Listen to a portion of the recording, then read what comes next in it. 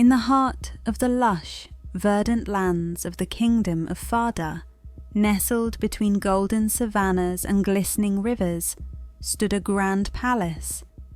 It was a magnificent structure, adorned with intricate carvings that told the tales of mighty warriors and celestial beings. King Ogbonna ruled from this splendid fortress, a man of great wisdom and power. Yet beneath his regal demeanour lay a heavy burden. His only daughter, Princess Adanne. Adanne was not like other princesses. She possessed a charm and strength that captivated those around her, and for many she was a beacon of hope. However, a peculiar affliction marked her existence, a body odour so overwhelming that no suitor could withstand her presence. On several occasions she had come down to the market in all her royal elegance, adorned with beautiful fabrics, yet potential husbands fled in terror at the scent that accompanied her. "Father," she implored one evening, her thick dark hair falling over her shoulders like a cascade of midnight. "I wish to marry. I want a family of my own." King Ogbonna sighed heavily. "My dear Adanne, I yearn for you to have a life filled with love. Yet it seems the fates have dealt us a challenging hand. You are a spirited young woman, beloved by your family, but the matter of your scent..." Adanne's heart sank. "I know, Father. I will find a way to change, to be like the others." King Ogbonna reached for her hand, squeezing it gently. "We shall seek a healer, someone who understands such things. We cannot surrender to despair, my daughter. Hope shall be our guiding star." The next day, news of the princess's plight spread throughout the kingdom, and the townspeople, filled with compassion, began to offer their assistance. An old woman named Mama Nzinga, renowned for her herbal knowledge, became the first choice. Regarded as the wisest among village healers, it was whispered she could cure anything, from broken hearts to ailments of the body. "Seek her before it's too late," the villagers urged. After much deliberation, King Ogbonna and Adanne set forth on a journey to Mama Nzinga's hut, located deep within the Whip-Paw Will Woods, a place rumoured to be filled with enchanted flora. Upon their arrival, the air became thick with the fragrance of various herbs, an intoxicating blend that danced in the breeze. Mama Nzinga, a woman as aged as the mountains, sat on a wooden stool, her weathered face adorned with a kind smile. "Welcome, Your Majesty and dear Adanne. I have awaited your arrival. Tell me what troubles you." With honesty and bravery, Adanne revealed her struggle, the loneliness that enveloped her, despite her father's love, and the despair of being unmarriageable. The old healer nodded thoughtfully.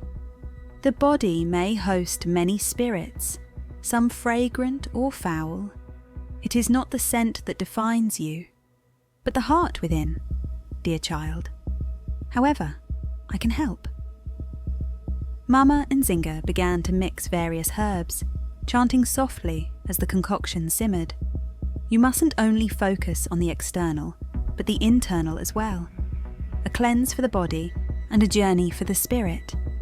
You will travel to the valley of the ancestors and seek the whispers of your lineage. It is there that you shall find hope and healing. Emboldened by her father's unwavering support, Adanne set off on her quest to the Valley of Ancestors. The journey, however, was not without challenges. En route, she encountered a trio of formidable beasts: a lion, a hyena, and a sneaky serpent, each embodying a different aspect of life's struggles. Courage in the face of fear, persistence against ridicule, and the trials of treachery. In the darkest part of the jungle, she came face to face with the lion. "Why do you invade my territory, girl?" it growled, its mane glistening under the dappled sunlight. Adanne stood tall, recalling Mama Nzinga's words about the strength within. "I am on a journey to reclaim my spirit and discover my purpose. I cannot turn back." The lion, sensing her resolve, nodded. "True strength lies within your heart. If you can stand against your fears, "You can conquer any smell," he declared, allowing her passage. The hyena appeared next, cackling at her quest. "Who will want a stinky princess?" it mocked.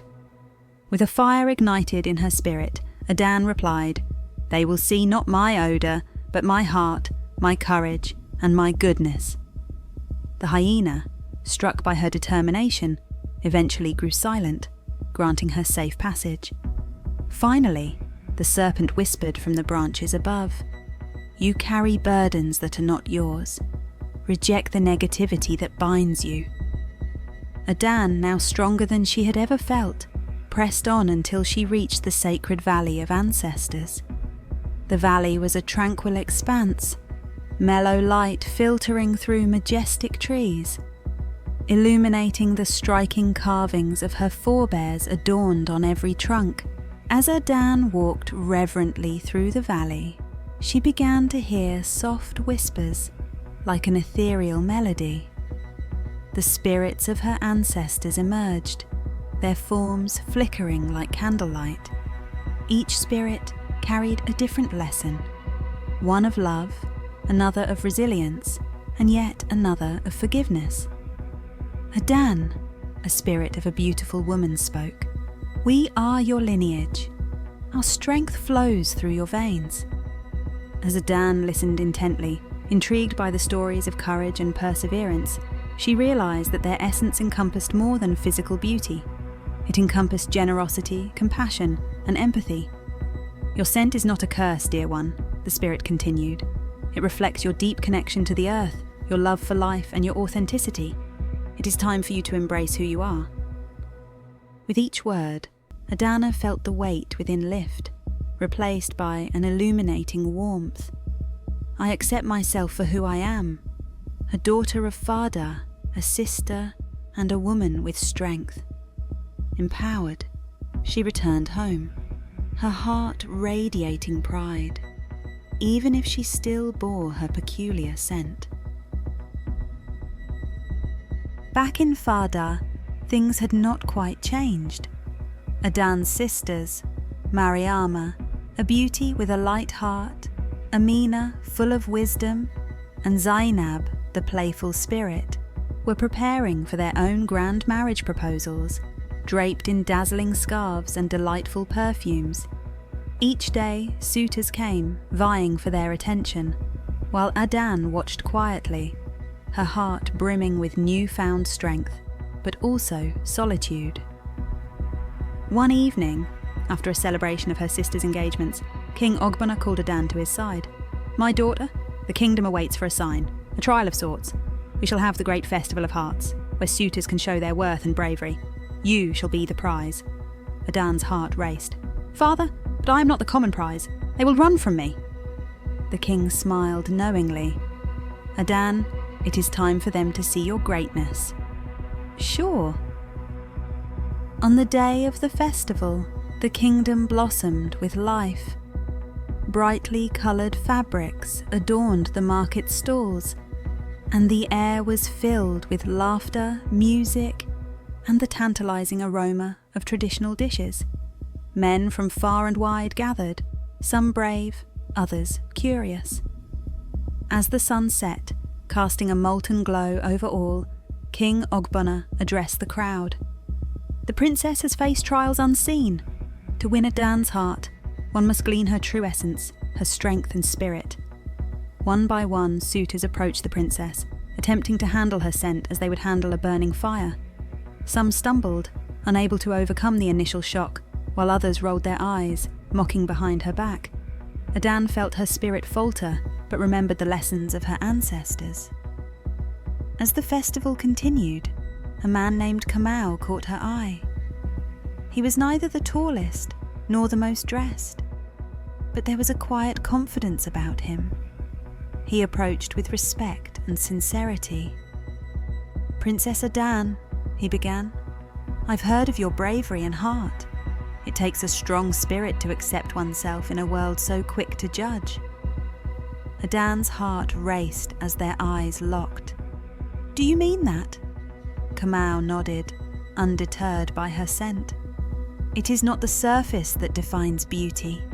You shine brighter than those who flee from you. Many hide their true self. You show yours.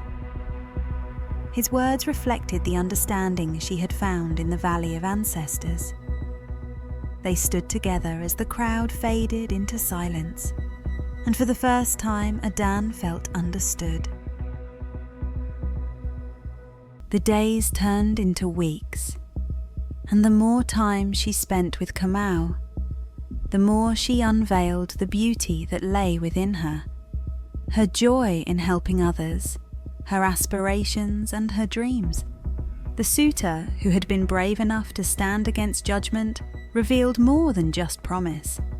He taught her to love fiercely and embrace her uniqueness, a melody rather than a cacophony, just waiting to resonate. Word spread of their burgeoning love, and soon surprised villagers flocked to the palace to witness the metamorphosis of Princess Adanne. They began to see beyond the exterior, recognising her remarkable spirit and ambitious heart. King Ogbonna stood, proud of his daughter, and soon a breathtaking ceremony filled with dancing, laughter, and the essence of togetherness took place, with Adanne at its centre. In the end, the phantoms of shame and rejection fled, replaced by the beautiful promise of love and acceptance. The kingdom thrived in newfound unity, with Adanne leading the charge towards a brighter tomorrow. Asterisk asterisk epilogue, embracing one's essence asterisk asterisk. As days turned into months and months to years, Adanne and Kamau ruled wisely together, believing in the strength of the heart.